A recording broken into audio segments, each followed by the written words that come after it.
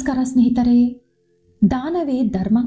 ನಮ್ಮ ಭಾರತೀಯ ಸಂಸ್ಕೃತಿ ಹಾಗೂ ಸಂಪ್ರದಾಯದಲ್ಲಿ ದಾನ ಅತಿ ಮುಖ್ಯ ಪಾತ್ರ ವಹಿಸುತ್ತದೆ. ಅದೆಷ್ಟೋ ಮಹಿಮಾನ್ವಿತವಾದ ಸ್ಥಾನವನ್ನು ಗಳಿಸಿಕೊಂಡಿದೆ. ಸನಾತನ ಧರ್ಮಕ್ಕೆ ಪ್ರಧಾನ ಸೂತ್ರ ದಾನಗುಣ.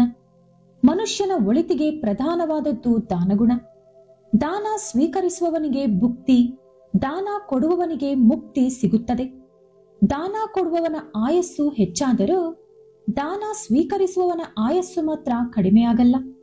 ಎಲ್ಲ ಶ್ರೀಮಂತರು ಅಥವಾ ಸಂಪನ್ನರು ಕಡು ಬಡವರನ್ನು, ನಿಸ್ಸಹಾಯಕರನ್ನು ಆದರಿಸಲು ದಾನಗುಣವು ಮಾನವ ಜಾತಿಯಲ್ಲಿ ಯಾವಾಗಲೂ ಬೆಳೆಯುತ್ತಿರಬೇಕು ಎಂದು ನಮ್ಮ ಪುರಾಣಗಳು, ಶಾಸ್ತ್ರಗಳು ಹೇಳುತ್ತಿದೆ. ತಾಯಿಗೆ ಕೊಡುವ ದಾನ 100 ಪಟ್ಟು ಫಲ ಕೊಡುತ್ತದೆ. ತಂದೆಗೆ ಕೊಡುವ ದಾನ 1000 ಪಟ್ಟು ಫಲ ಕೊಡುತ್ತದೆ. ಸಹೋದರರಿಗೆ ಕೊಡುವ ದಾನವು ಅನಂತ ಫಲ ಕೊಡುತ್ತದೆ ಎಂದು ಹೇಳುತ್ತಾರೆ. ಆದರೆ ಪಾಪಿಗಳಿಗೆ, ಕೆಟ್ಟ ಚಟಗಳು ಹೊಂದಿರುವವರಿಗೆ ಕೊಡುವಂತ ದಾನವು ಪೂರ್ತಿ ವ್ಯರ್ಥವಾಗುತ್ತದೆ. ಇದರ ಅರ್ಥ ಯೋಗ್ಯರಿಗೆ ಮಾತ್ರವೇ ದಾನ ಕೊಡಬೇಕು. ತೀರ್ಥಯಾತ್ರೆಗಳಲ್ಲಿ, ಪುಷ್ಕರ ಸಮಯದಲ್ಲಿ, ಶುಭ ಕಾರ್ಯಗಳಲ್ಲಿ ಮಾಡುವಂತ ದಾನವು ಹೆಚ್ಚು ಪುಣ್ಯ ಫಲವನ್ನು ಕೊಡುತ್ತದೆ. ಮಹಾಭಾರತದ ಅರಣ್ಯ ಪರ್ವದಲ್ಲಿ ಮಾರ್ಕಂಡೇಯ ಮಹರ್ಷಿಗಳು ಧರ್ಮರಾಜನಿಗೆ ದಾನ ಧರ್ಮದ ಮಹಿಮೆಯನ್ನು ವಿವರಿಸಿದ್ದಾರೆ.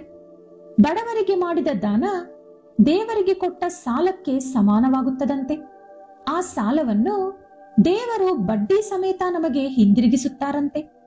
ಇತರೆ ಪುರಾಣಗಳಲ್ಲಿ 13 ರೀತಿಯಾದ ದಾನಗಳ ಬಗ್ಗೆ ವಿವರಿಸಲಾಗಿದೆ.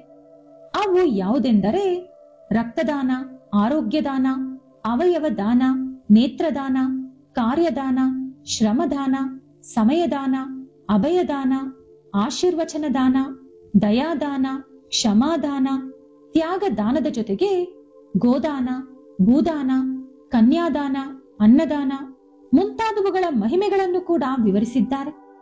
ದಾನ ಮಾಡುತ್ತಿರುವ ಪ್ರತಿ ಮನುಷ್ಯನ ಒಳಗೂ ಪ್ರೀತಿ, ಶ್ರದ್ಧೆ, ಅಭಿಮಾನ ಇರಬೇಕು.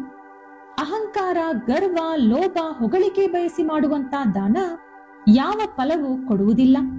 ಔದಾರ್ಯ, ದಯೆ, ದಾಕ್ಷಿಣ್ಯ ತೋರಿಸಿ ಮಾಡುವ ದಾನವೇ ಸತ್ಫಲ ಕೊಡುತ್ತದೆ. ದ್ವೇಷದಿಂದ ಅಥವಾ ತಾತ್ಸಾರದಿಂದ ಮಾಡುವ ದಾನಕ್ಕೆ ಯಾವುದೇ ಅರ್ಥವಿಲ್ಲ. ಬಡವರಿಗೆ, ಹಸಿದವರಿಗೆ ನಾವು ಕೊಡುವ ಆಹಾರವು ದೇವರ ಖಾತೆಯಲ್ಲಿ ನಮ್ಮ ಹೆಸರನ್ನು ಬರೆಯುತ್ತದಂತೆ.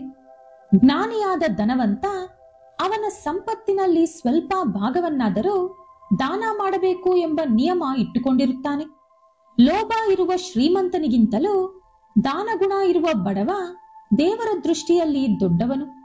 ಸಮುದ್ರದಲ್ಲಿರುವಂತ ಅಪಾರವಾದ ಉಪ್ಪು ನೀರು ಯಾರ ದಾಹವನ್ನು ನೀಗಿಸುವುದಿಲ್ಲ. ಆದರೆ ಚಿಕ್ಕ ಕಾಲುವೆಯಲ್ಲಿ ಹರಿಯುವಂತ ನೀರು ಕೂಡ ಮನುಷ್ಯನ ದಾಹವನ್ನು ತೀರಿಸಿ ಕೆಲವೊಮ್ಮೆ ಅವರ ಪ್ರಾಣ ಕೂಡ ಕಾಪಾಡುತ್ತದೆ. ನೀರು ಯಾವ ರೀತಿ ಬೆಂಕಿಯನ್ನು ಆರಿಸುತ್ತದೋ ಅದೇ ರೀತಿ ದಾನ ಧರ್ಮಗಳು ನಮ್ಮ ಪಾಪಗಳಿಗೆ ಪ್ರಾಯಶ್ಚಿತ ಉಂಟು ಮಾಡುತ್ತದೆ. ಇಡೀ ಲೋಕಕ್ಕೆ ಸೂರ್ಯ ಒಬ್ಬನೇ ಇರುತ್ತಾನೆ. 1000 ಜನರಲ್ಲಿ ಒಬ್ಬ ಪಂಡಿತ ಮಾತ್ರ ಇರುತ್ತಾನೆ. 10,000 ಜನರಲ್ಲಿ ಒಬ್ಬ ಉತ್ತಮ ಮಾತ್ರ ಇರುತ್ತಾನೆ. 1,00,000 ಜನರಲ್ಲಿ ಒಬ್ಬ ದಾನಿ ಇರಬಹುದು ಅಥವಾ ಇಲ್ಲದೆಯೂ ಇರಬಹುದು. ದಾನಗುಣದಲ್ಲಿನ ಶ್ರೇಷ್ಠತೆ ಅಷ್ಟೊಂದು ದೊಡ್ಡದು. ಫಲವತ್ತಾದ ಭೂಮಿಯಲ್ಲಿ ಒಂದು ಬೀಜ ಹಾಕಿದರೆ ಅತಿ ಬೇಗನೆ ಆರೋಗ್ಯಕರವಾದ ಸಸಿ ಹುಟ್ಟುತ್ತದೆ. ಅದು ಬೇಗನೆ ಮಹಾವೃಕ್ಷವಾಗುತ್ತದೆ. ಅದೇ ರೀತಿ ಅರ್ಹತೆ ಇರುವವನಿಗೆ ದಾನ ಮಾಡುವುದರಿಂದ ಅನಂತವಾದ ಪುಣ್ಯಫಲ ಪ್ರಾಪ್ತಿಯಾಗುತ್ತದೆ. ಆರ್ಭಾಟದಿಂದಲೋ, ಅಸೂಯೆಯಿಂದಲೋ, ಪ್ರಚಾರಕ್ಕಾಗಿಯೋ ಒಳ್ಳೆ ಹೆಸರು ಬರುತ್ತದೆ ಅಂತಲೋ ದಾನ ಮಾಡಿದರೆ ಅದು ಯಾವತ್ತಿಗೂ ಫಲ ಕೊಡುವುದಿಲ್ಲ. ಗುಪ್ತದಾನಕ್ಕೆ ಇರುವಂತ ಫಲ ಅನಂತವಾದುದು. ಇದೇ ನಿಜವಾದ ದಾನ ಅಂದರೆ.